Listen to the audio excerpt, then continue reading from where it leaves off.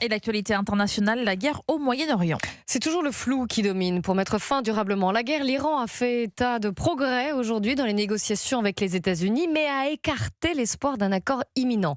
La bourse, de son côté, réagit au quart de tour. Ce week-end, la révélation d'un protocole d'accord pour un cessez-le-feu prolongé, doublé d'une réouverture du détroit d'Ormuz, a eu l'effet attendu sur les marchés. Barthélémy Philippe, comme à chaque fois que la perspective d'une résolution de conflit apparaît, le cours du baril de pétrole de Brent chute et les indices boursiers rebondissent.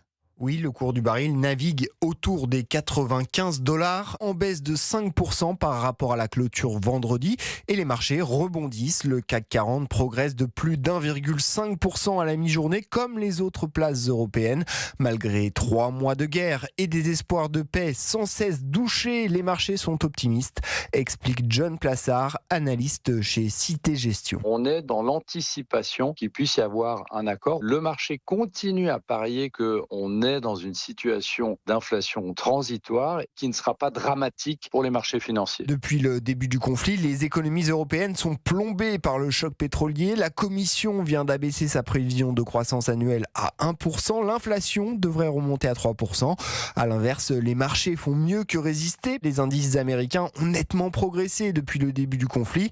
Le Stoxx Europe 600, qui réunit les principales bourses européennes, enregistre 1 à 2% de hausse.